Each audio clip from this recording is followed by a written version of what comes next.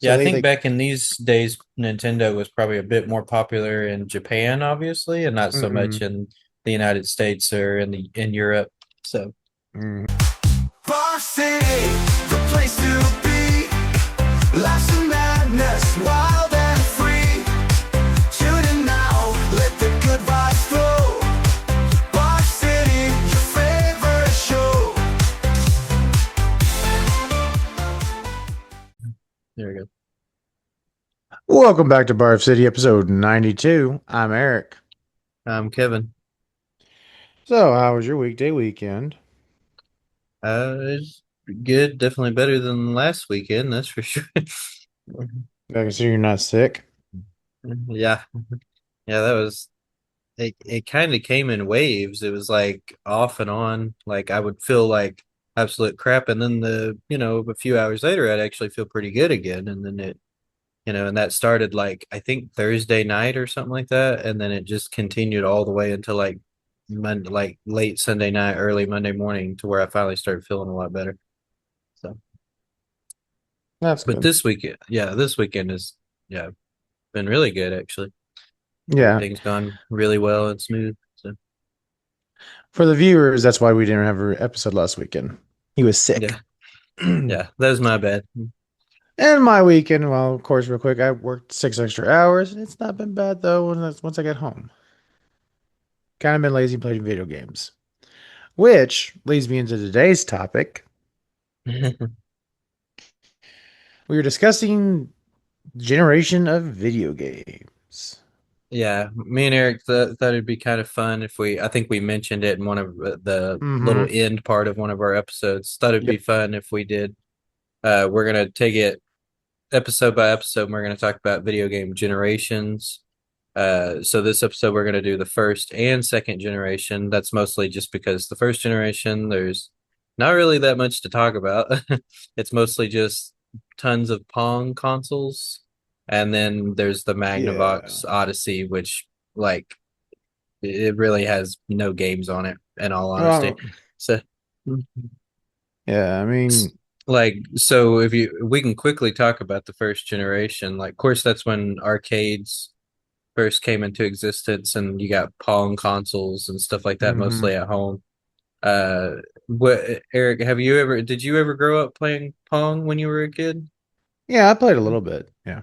Yeah. Did you Mostly find when I was it over at a fun, or was buddy. it like boring to you? I had no problem with it. I mean, of course, Yeah. that was like introduction to video games, and I only get to play it when I was over at a friend's house because, I didn't actually technically have my own gaming system until I was in fifth, sixth grade. Oh, really? And that was because so I technically had one for before that temporarily, and that's just because I was using a buddy of mine's old Game Boy. Yeah. But I got my own Game Boy Advance in fifth grade, fifth or sixth, Yeah. and then I didn't have a console until I think it was the PS2 Slim. Oh, wow. So all my gaming stuff, like my first encounter with the PlayStation, of course, was at my cousin's house with his used to be stepdad. And then my first encounter with PS2 was because of my roommate. He had the PS2, which is when I got into Mortal Kombat and all that kind of stuff. Yeah. So most of the gaming you did before that was like just at friends' houses and stuff like that. Yeah.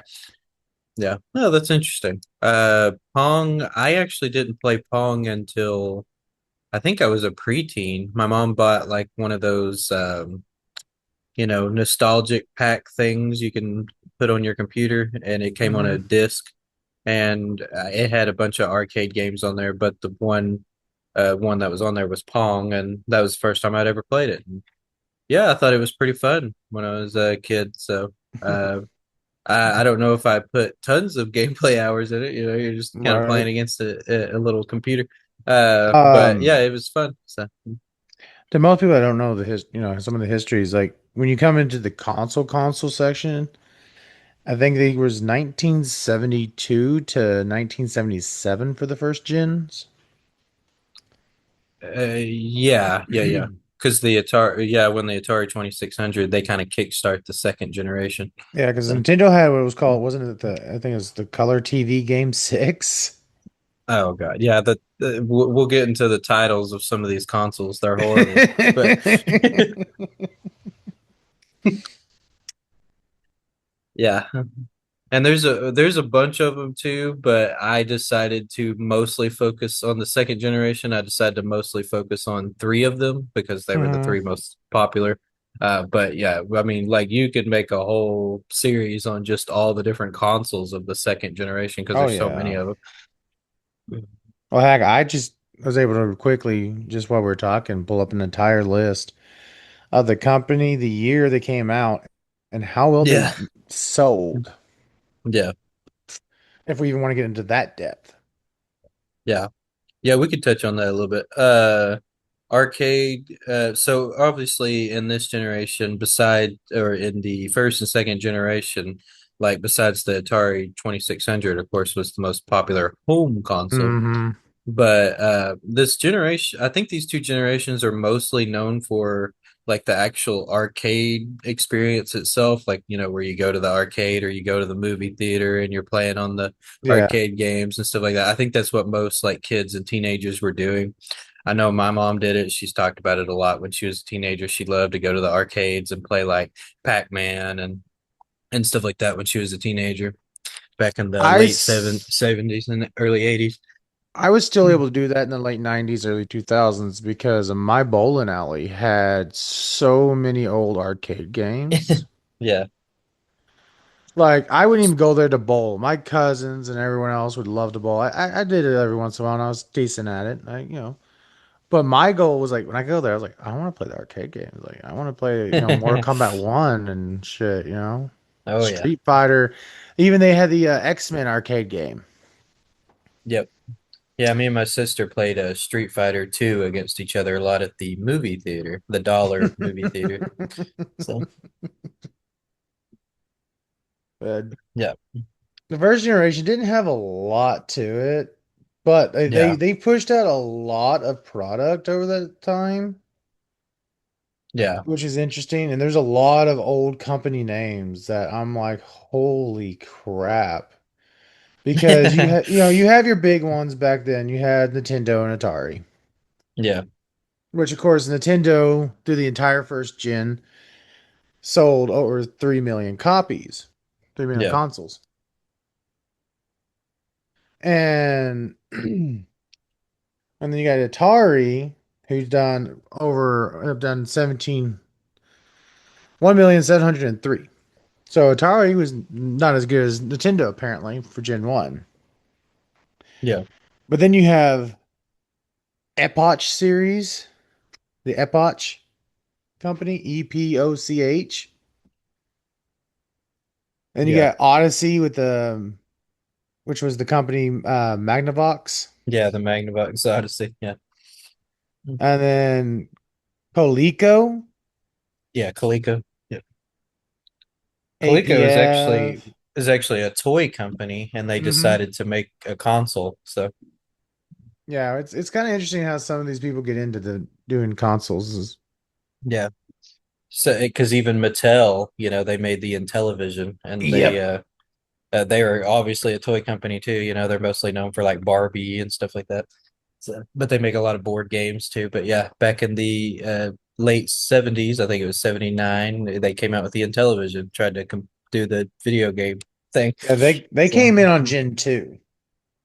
yeah, they came in second generation right after the Atari. So 2600. Like, dude, you have APF, you have where is it? URL was a game company. Like, and they have something like some of these names are so simple. Like in the URL, they have Video Action 3, Indy 500 slash Video Action 4. I don't know why they were skipping numbers, but they only sold like 8,000 plus. You got Fuji Electronics was getting into the gaming industry in Gen 1s. And a lot of these are getting in the gaming industry at the last bit, like in 1977. Yeah. Because thing is, even Nintendo came into the gaming business late. They got into it in Yeah. 1977 Yeah. with their color TV Racing 112 and their color TV block uh, Kazushi in 78 and 79. Yeah. Yeah, So I they think like back in these days, Nintendo was probably a bit more popular in Japan, obviously, and not so much mm-hmm, in the United States or in Europe.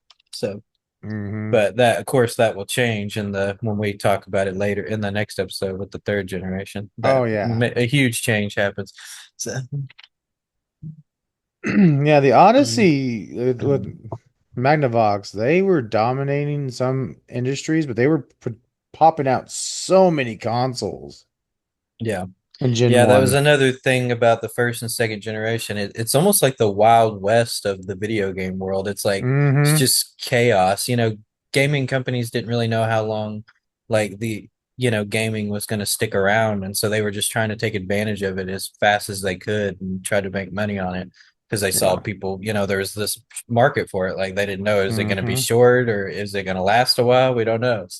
So they're just doing And anything they can to the make thing money. So is, the Odyssey series, the shooting gallery, was actually Nintendo's introduction into gaming. Magnavox yeah. literally let them make that console in 1972, but they didn't make Yeah. their own again. They didn't make their own and get their hands into it until they came up with the color TV game. Yeah.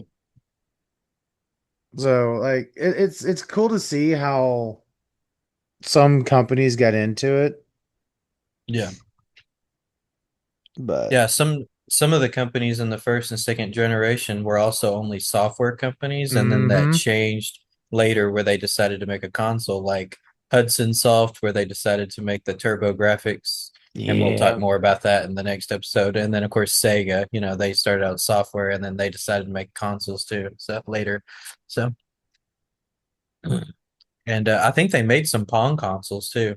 And but of course, those were only played one game, Pong, Yeah. but yeah, Yeah. ton. It's crazy how many Pong consoles came out. So Yeah. when it comes to arcade games, I wouldn't call myself arcade games of like these two generations. I wouldn't call myself a huge fan, but I do love a game called Dig Dug. It came out in the Oh, second Dig Dug. generation. Yeah, I played this game quite a bit when I was a kid slash teenager. So Dude, I this got is so a excited when they made it for mobile years later. yeah, I mean, so many years later, of course, but like it was kind of old nostalgia. yeah. I don't like with arcade games from the second generation, the games like Pac-Man. Like I don't know, did you ever enjoy Pac-Man and Uh, games? Yeah, I've played so many Pac-Man, like Pac-Man games. I even played, of yeah, course, played a lot of Mrs. Pac-Man too. And but I find it comical because we're not in this era of people and generations. yeah. But we're both people that have played those stuff because of the limited access to stuff that we had. Yeah. Yeah.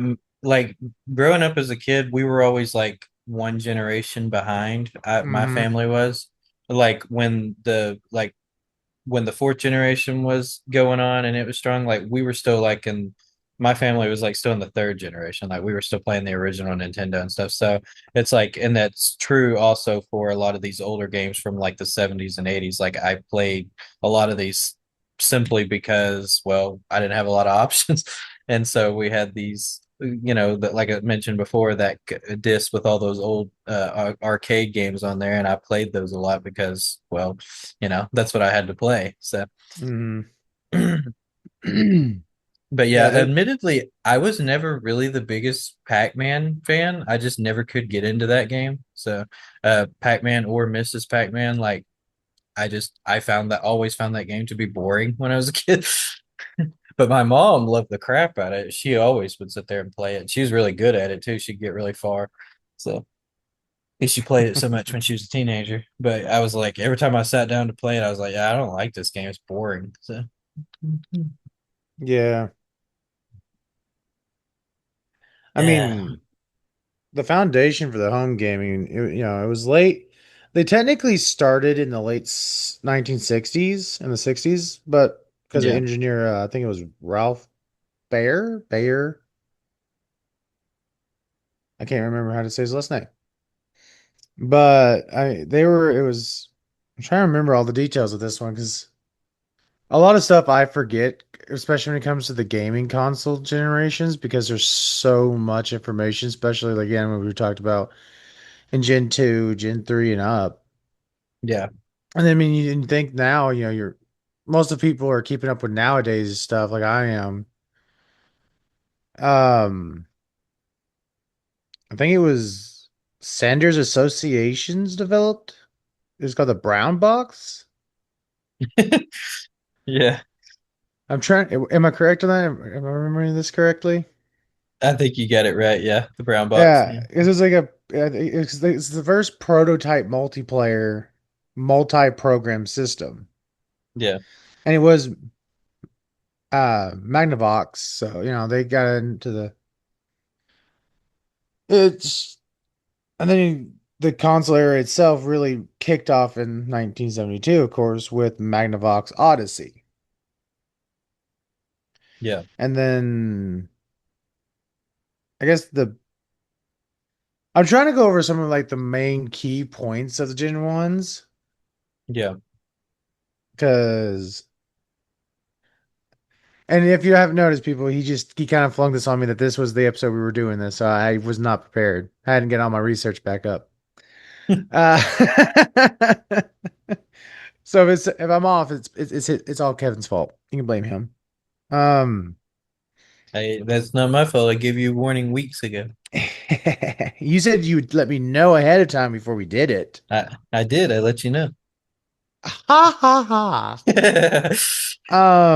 But yeah, Pong was in 1975, correct? With the Atari I Home actually, Pong. yeah, I actually don't know what year that one came out. I didn't look that one up. And then I know the next big highlight was when Coleco Telestar Service did theirs in 1976, and they released the highly successful line of Pong clones. Like they Oh were yeah, literally mimicking Pong, like, and they started with they were doing into the combat style, yeah. I and mean, then obviously, engineering companies were limited by hardware back in these days, hmm so they could only like make so many different types of games, including in the second generation. Some people yeah, may, younger people may wonder why games were so simple. Like, did developers not have an imagination? Like, no, of course they did, but they were limited by hardware. So their that was the best they could come out with. So hardware advancement took so long to get started, but yeah, once it kicked in, it has never stopped trying to go. But I mean, and you close out Gen 1 in the year with when Nintendo gets into it with the Cutler TV game service. yeah, Because that's when they have, tennis and block breaking games, and block break is still extremely popular of a game. yeah, yeah. Some of these arcade games are the concept of them are still popular even on mobile and stuff like that. Because of just how the addictive nature of them. And of course, they made them that way on purpose, especially if it was an arcade machine, because they wanted people to keep spending their quarters. So, hmm so yeah, But yeah, Nintendo brought the block breaking games and all that into your home.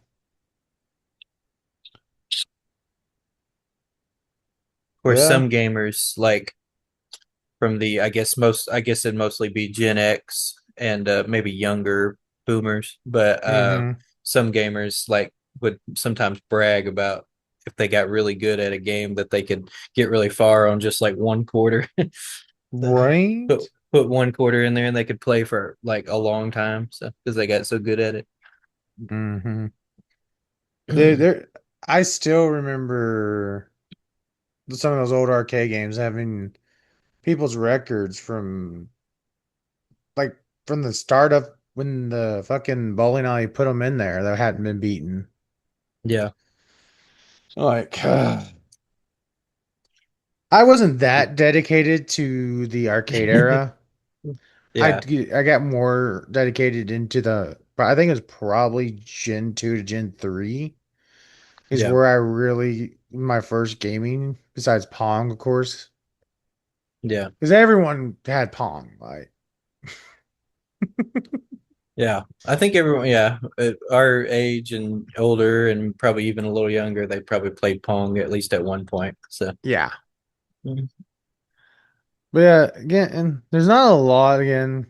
Technology was limited. It was the first generation. There's always going to be very little to the first generations.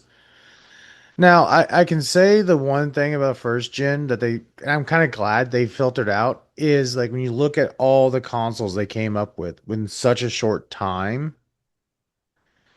like the market was just flooded with one company doing like 20 different consoles in one generation. Yeah. It's kind of nice now having consoles come out every couple years for the next gen instead.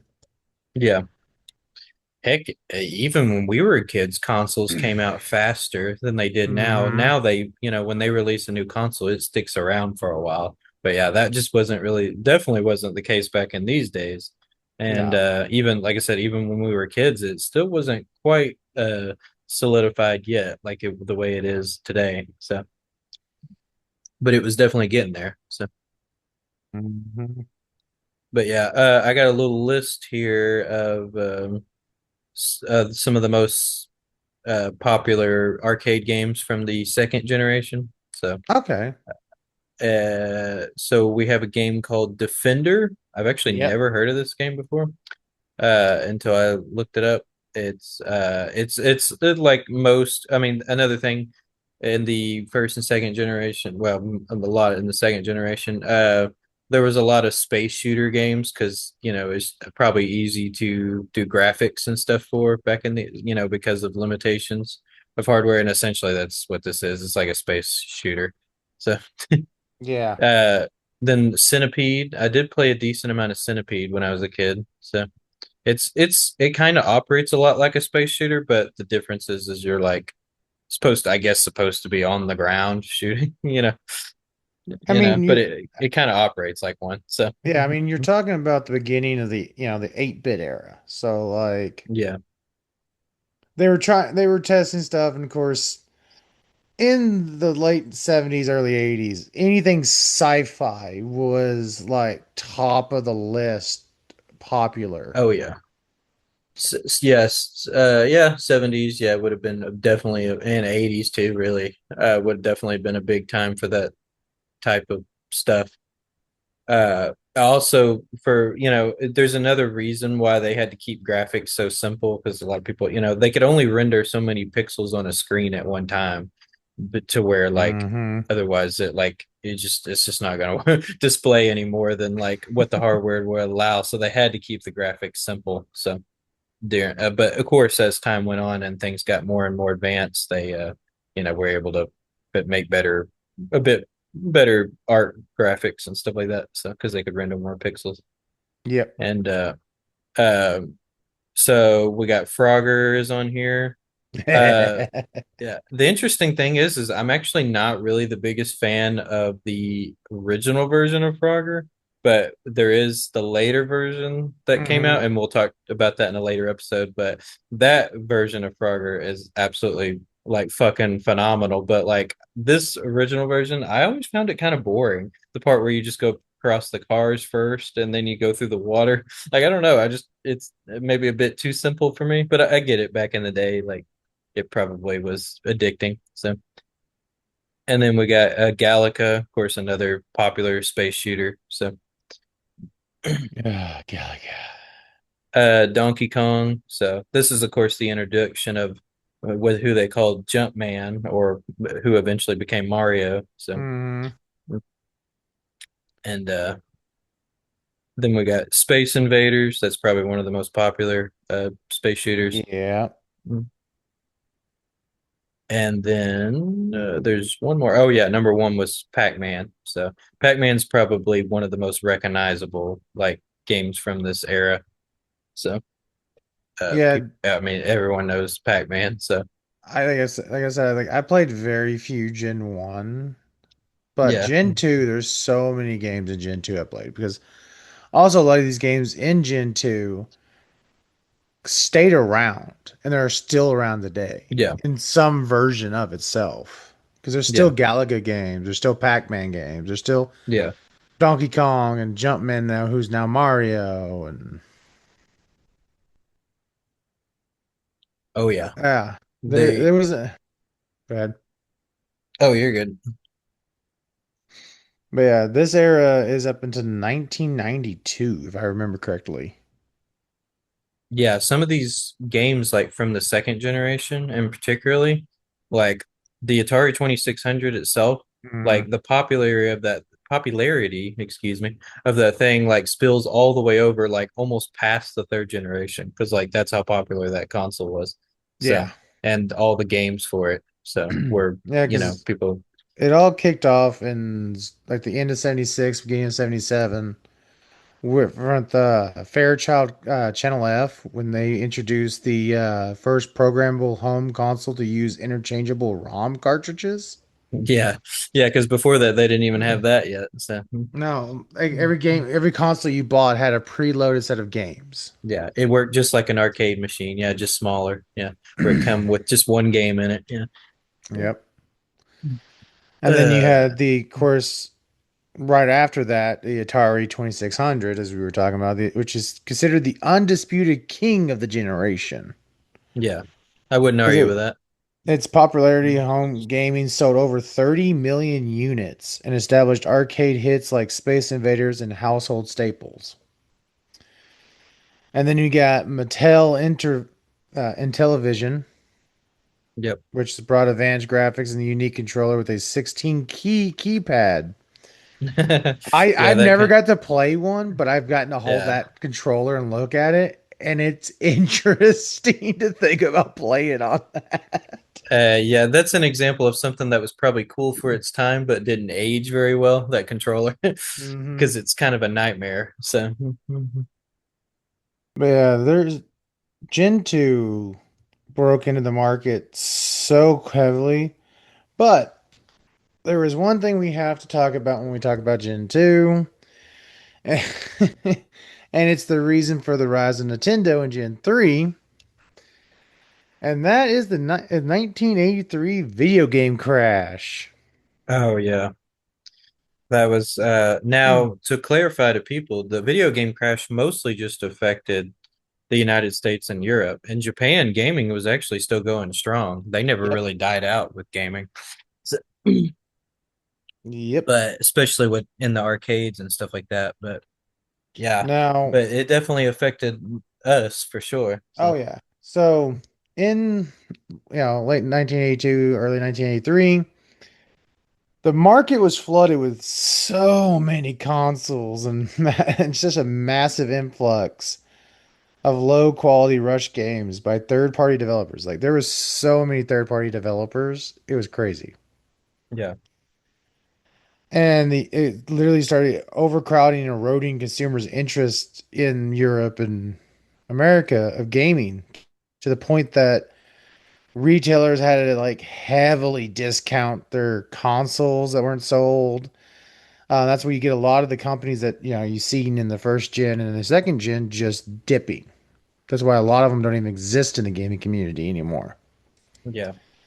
Is they literally looked at it like, oh, I guess no more gaming. We'll just cut our losses. But Yeah, like I said, I mentioned before. I mean, these companies, especially the ones that weren't really gaming companies, they were like some other kind of company that decided to jump in on the gaming market. mhm. They didn't really know, again, how long gaming was going to stick around. Like, was this a fad? Was this a temporary thing? Like, was it going to stay around? Like, so they were just taking advantage of it the best way they could, Mhm. just expecting it to maybe be a short term thing. and just ran with it instead of trying to make some money on it. So, and it And that's shows why too when you look at it. like all these random third party guys showing up like, oh, you know what? That piece of the pie is pretty big. Let's just we want a little bit. We want a bite of that little pie. Let's just go up and get us some of Yeah. that. And what they did is they ruined that pie. They stuck their fingers all in it. No one wanted to eat it. Yeah. But they almost killed gaming in the Yep. West. That they did from Chaos. I mean, the Atari 2600, from my understanding, was still pretty popular, but that it was a console that had already been released. It's not like any new Hmm. consoles were coming out with like a lot of new popular games. Like that had already happened, and they were just like snowballing off that popularity still. But yeah, as a whole, like Yeah, they had nothing new was really coming out, nothing good new, so and stuff like that. So they had a good 6 years to keep yeah. themselves like, hey, guys, these guys are might be sucking ass, but we've been doing this for 6 years and y'all have loved us. So, just keep buying us. Fuck everyone else. Yeah. Like some of these companies in the West were doing their damnedest to hold on to the gaming because they were a gaming company at that point. Yeah. And that is probably the Atari, Nintendo. They were probably the saving graces to gaming today. Yeah. Yeah, the It's, ColecoVision actually came out toward the very end, like right before the crash happened, and they were mhm. like, it's one of the reasons why it didn't sell as well compared to, definitely not compared to Atari. Of course, no one sold as good as them, Yeah. but the Intellivision, even though it was a semi-similar console, it didn't sell as well because it came like right before all that happened, and then they were just like, when that happened, they were like, you know what, screw it, like let's just get out of this and go And back to what we're already, yeah, and the sad successful thing on. is So, they're the pioneer to some of the better graphics of the 8-bit oh era. yeah, the Intellivision and ColecoVision actually, from a hardware standard, is actually kind of better than the Atari 2600. It's a fine example of the more powerful console doesn't always necessarily make the more popular console, and that will continue in later generations too when we talk about those. Hmm. So, Yeah, but yeah. realistically, to sum up the Gen 2, because summing up Gen 1's pretty easy. Everyone's trying to get their piece, starting in. They're like, oh, let's try to see this, how long this wave will last. And we got some cool stuff like Pong and whatever. And of course, all the arcade games. And then Gen 2 comes down to, oh, that piece of pie just got bigger. Atari's took a huge chunk, and now everyone else is wanting the rest, and they just ruined it. Yeah. And I know how you can easily sum up Gen 3 before you even talking about Gen 3, and that's Nintendo. Oh yeah. Nintendo is like the face of Gen 3. Yeah. Yeah, for sure. So Uh, just like, I mean, for the most part, I would say Atari's the face of Gen 2, but they're, Intellivision and ColecoVision do kind of mhm. sneak their heads in there. So I was going to ask you, out of the maybe a fun little thing we could do with each generation, out of the three consoles that we talked about, the 2600, the Intellivision, and ColecoVision, which one would you say has the best name that like back then and maybe aged better even in today? So Atari 2600. you Like, think that one has the best name? yeah, because you like in television, that sounds like something, Willy Wonka would name. No offense to Mattel. Yeah, I loved the Intellivision. I've actually gotten to play one, and they were yeah, beautiful compared to other things. They were well done. yeah. But in television, Mattel, you make Barbie dolls. You're not good at naming. Um, like I don't like Fairchild. Fairchild Channel F. That was like what was this mouthful? Oh God, no. Like if you really, we will have to make a special episode after all the gens of the like over the top names in each generation or the repetitiveness of like PlayStation is kind of gets away with it. You know, PS1, PS2, 3, 4, 5. That's Yeah. kind of cliche. You know, that's why, at least with Xbox, they have Xbox 360, One, X, Series X and S, S and S. What the fuck am I talking about now? Um, I don't but know. What are you talking about? they aren't even that good. Like they're better than just doing PS1 through 5. Yeah. But like stuff like Nintendo, the Switch, the Nintendo Wii U, Game Boy Advance, Game Boy Color. Yeah. They Nintendo and Atari and Sega knew how to name consoles. Yeah. And even though like I will never I unless Nintendo fixes their shit, I will never touch one of their consoles again, except for the ones I've currently own. But naming wise, they have good names for the most Yeah. part. But Oh yeah. So yeah, most people talk about of course when it comes to video game generations, they always talk about the consoles and the games on those consoles, but hmm not too many series that I watch ever really talk about computer games. So I thought it'd be kind of fun if we did a little section for computer games too in the second generation. oh So yeah, because that's the when Apple II was definitely the most popular hmm computer during this time.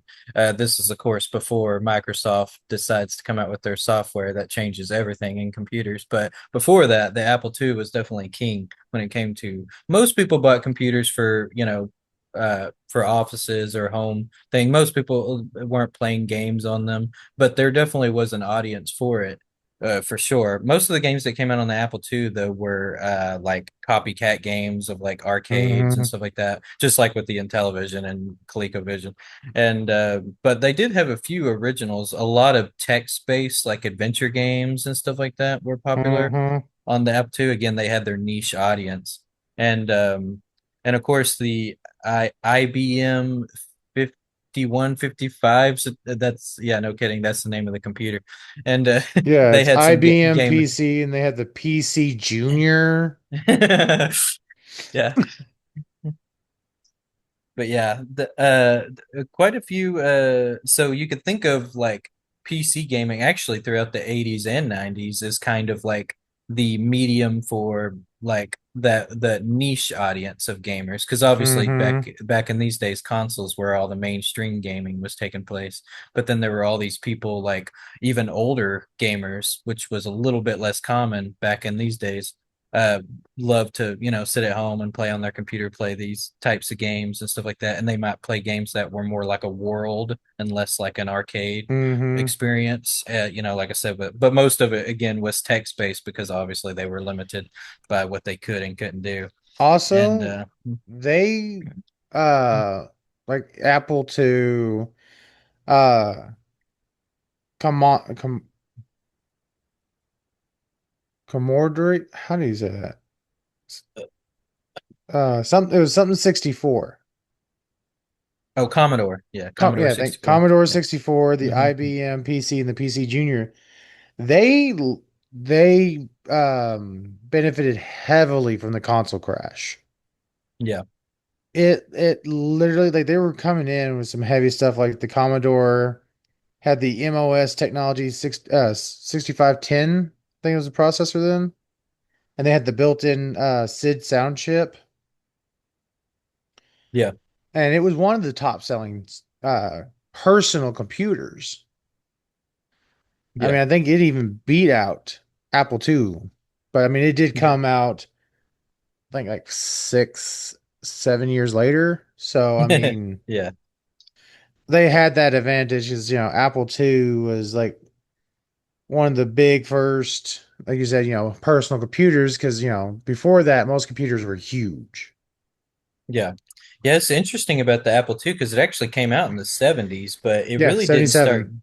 Yeah, it really didn't start becoming less dramatically less popular. Of course, like I said, once Microsoft, they came out with their DOS programming, kind Yeah. of stole all that thunder, really until the late 80s, early 90s. So it was a software that lasted quite a while.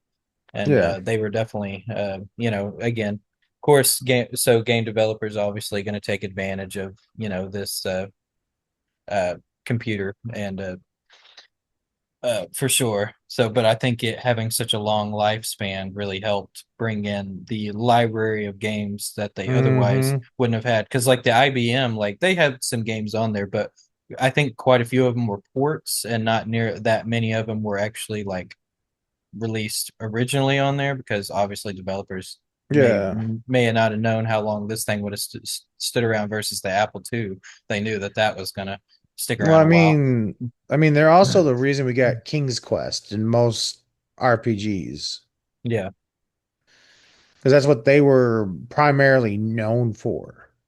Yeah. If you really Now, think in the gaming aspect, speaking of RPGs, obviously me and Eric talk about RPGs all the time all on the this time. podcast and because we love them. So obviously when it comes to these console generations or gimmick gaming generations in general, Mm, we're going to have a little section for the evolution of RPGs. So I have two that I picked out that I think are probably the two most influential that came out in the okay. second generation. The first one being the first Wizardry game. Oh, And yes. yeah, of course, this game was mostly text based, but it did have a decent amount of graphics too. This one, of course, came out on the uh, Apple II. If I'm wait, it was the Apple II, right? Now I'm forgetting.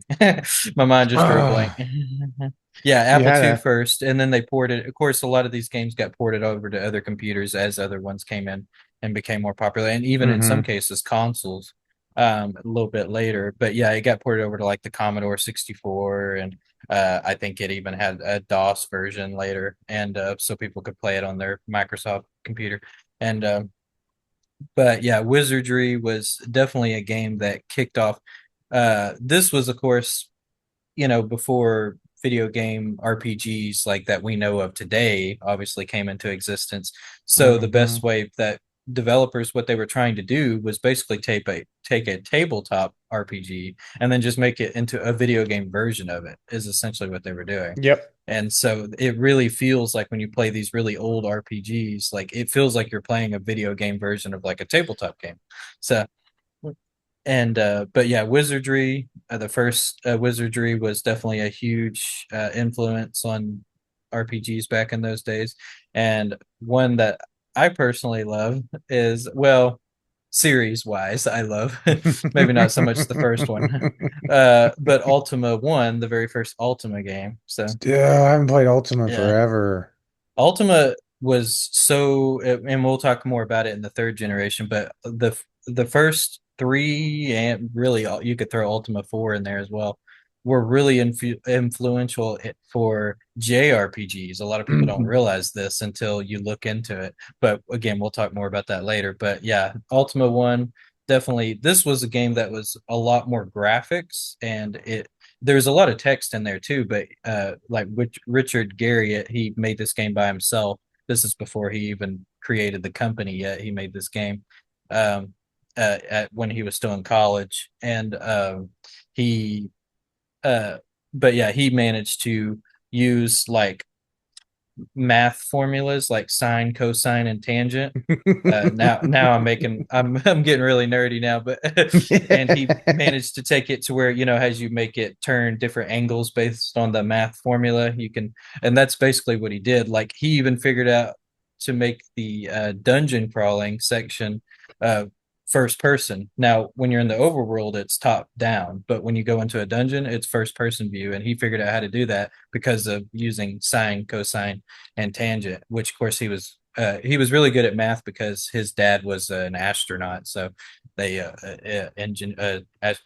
rocket engineer, and so he knew learned a lot about that stuff, and that's how he had so much knowledge in that. But yeah, he used those skills to be able to do that back in the day when like it probably would have been impossible to do such a thing without using those math formulas. So You know, when you talk about that history of him, because like I knew a lot of that, but not yeah, everything. I didn't know it was, his dad was his, a space engineer, yeah, a rocket engineer, a rocket scientist. I yeah, said rocket he's an actual scientist. rocket That's science. yeah, that was what I was Yeah. trying to say. Yeah. This ain't rocket science, son. Yeah, it is, Dad. You literally build them.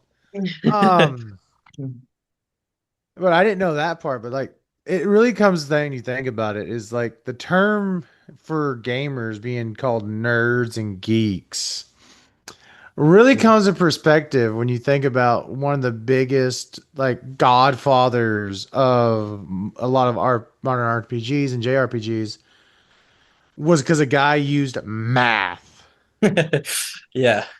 And he's the one, he really, yeah, he used his math skills to do something that otherwise probably wouldn't have been able to be done during this time yet. So, of course, later on when hardware became less limited, people could do it without having to do all that. So, Yeah. So like you can really see how the certain those terms were used for gamers after a while because of, most of the guys who created games in this era had to use, actual mathematics and because they didn't have the yeah, software to do it for them. So like because yeah, now you can build a game like you're building, you have if you don't know some things, you can, the software can kind of back you up. yep, But then you really had to, and again, no one knew if this was going to kick off and be a phenomenon. So yeah, to put all that time and effort to make a game or a system or a computer, like you had to pray to whoever in the heck you believe in that come on, let this be a hit, let's make money. Don't let me go fucking bankrupt. yeah, Because now, like, it's funny, like, back then, we talk about the crash of 80, and that caused all the shift to PC and all that. If you look at gaming now, a lot of people love finding the crappy, just stupid fun games that wouldn't have sold back then. yeah. And they're one of the reason that era almost lost, gaming almost lost. But now people are like, huh, this game is so buggy, it's so fucking stupid, but I love playing it. It was only like $2. Yeah.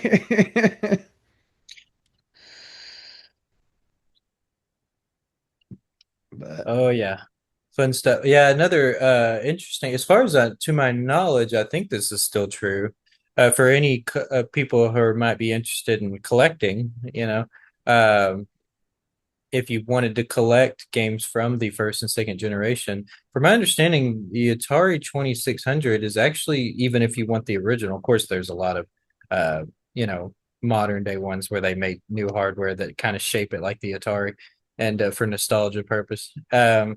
But I'm talking about like the actual original console. mhm. Like, from my understanding, you can actually still get a hold of one fairly cheap, and most of the games are very cheap as well Yeah, because I think it's it's an example of one of those consoles that, of course, were very popular then, but there's not really a large group of people that want to like collect for it. So it makes the games like so much cheaper. So for the few people that do want to collect the games and the consoles, it's actually pretty cheap to, do that. So yeah, I know mm, Game Exchange used to be one that would buy legit authentic old systems and yeah. they would refurbish it if need be and sell them instead of the old games. I don't know if they still do it, but I I'm not know a sure. It's lot been a of while since I've been in a game exchange or game any of those yeah. stores. So Like it's kind of sad to see though, like because you look at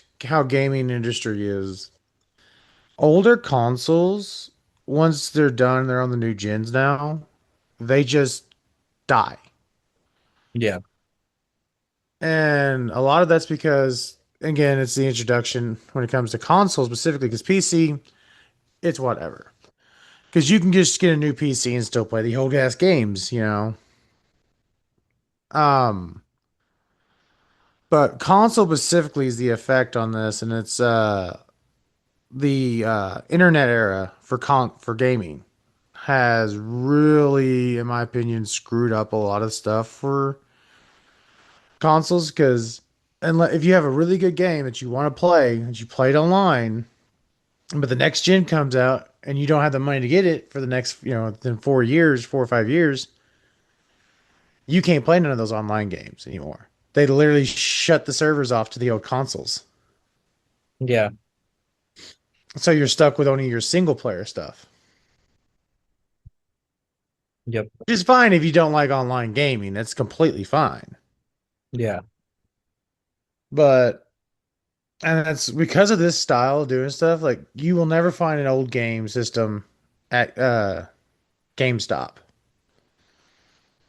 You have to either go online or sometimes Game Exchange. Like I said, they used to do that. I don't know if they still do, but I remember when they were doing it, and I'm kind of mad when I had the money at the time to do it, not buying because Yeah. they did have the Atari, they did have an old Sega Genesis, and a bunch of games for both of them.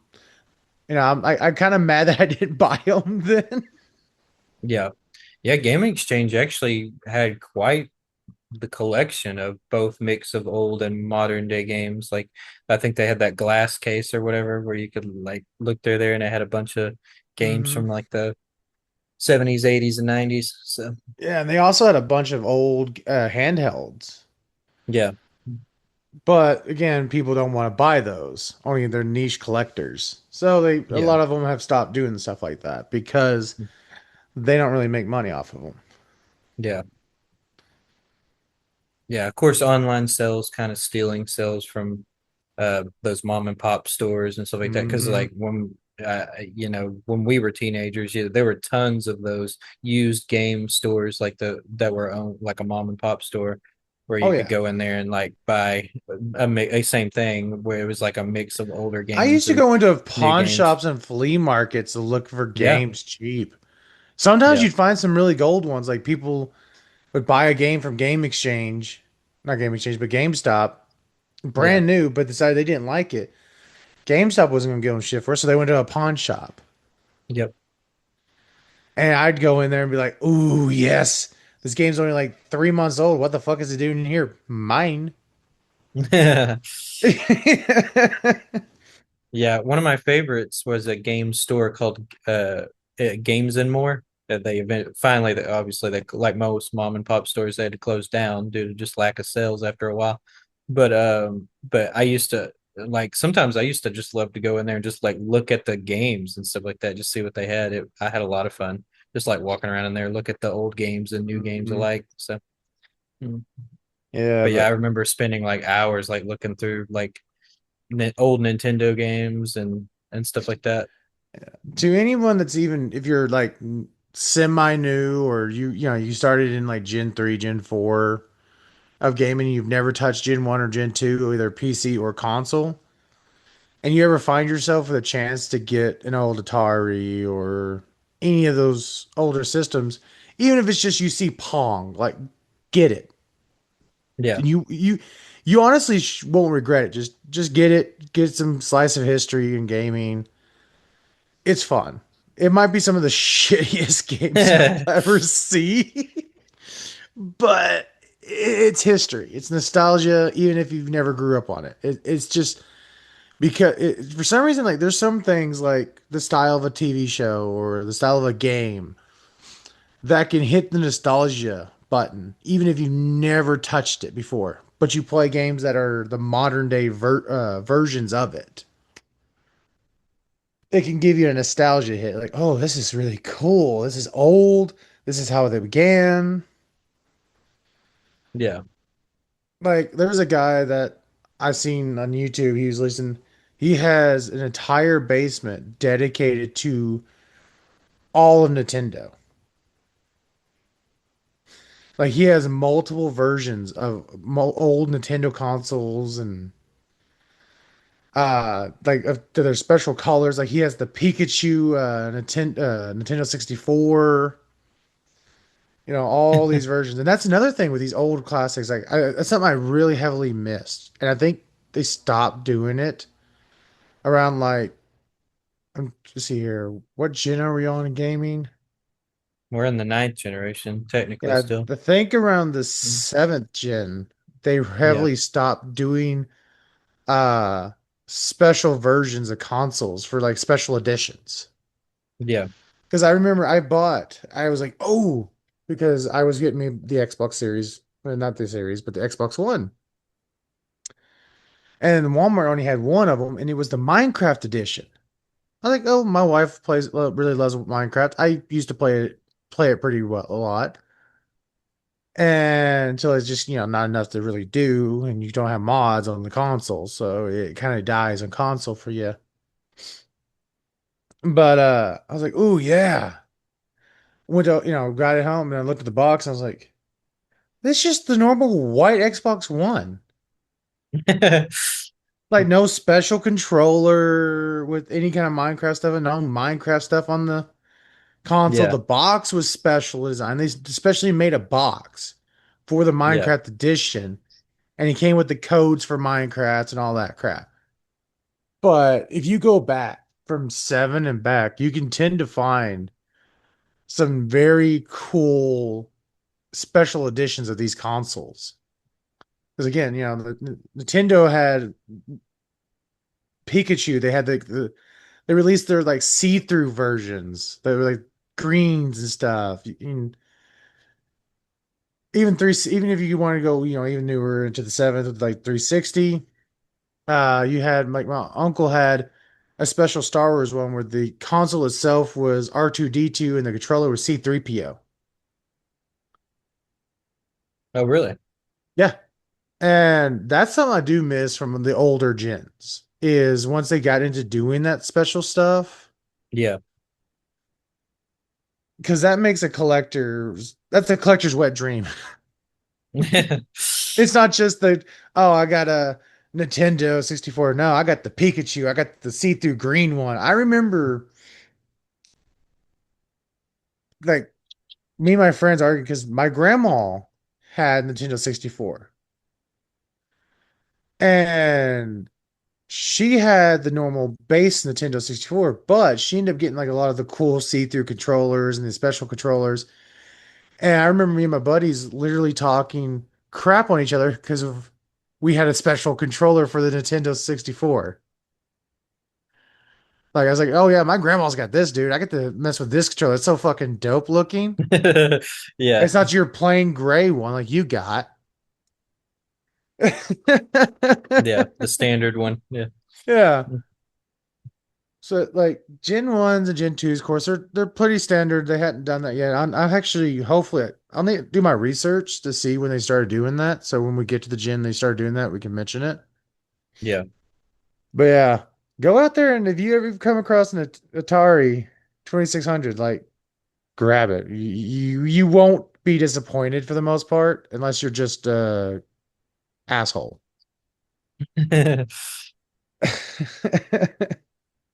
And with that being said, yeah. That's the quickest wrap up of Gen 1 and Gen 2. Yeah. Yeah. We'll just be doing nutshells essentially of these generations. Yeah. So, Yeah. So comment down below, what is your favorite game if you've ever played Gen 1 or Gen 2? Whether you were more into the Gen 1 and Gen 2 of consoles, or did you like the PC versions of stuff? Let us know down in the comment section below. And as always, comment, like, subscribe, and all that jazz. And we will see you in the next one. Bye. Welcome to the city where chaos thrives. Kevin and Eric keep peeping alive. Random talks and stories collide.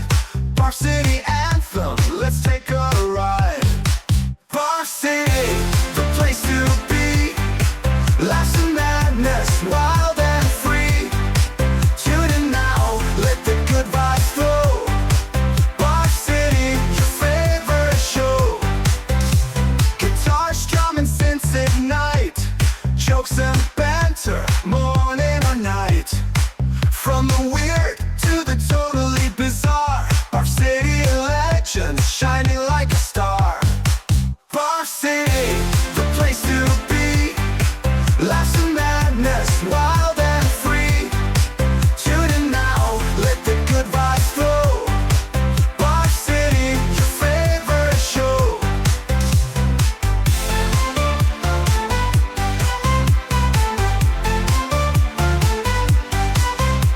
Guitars, drum and synths ignite. Jokes and banter, morning or night. From the weird to the totally bizarre. Bar City legends shining like a star. place to be. Laughs and madness, wild and free. Tune in now, let the good vibes flow.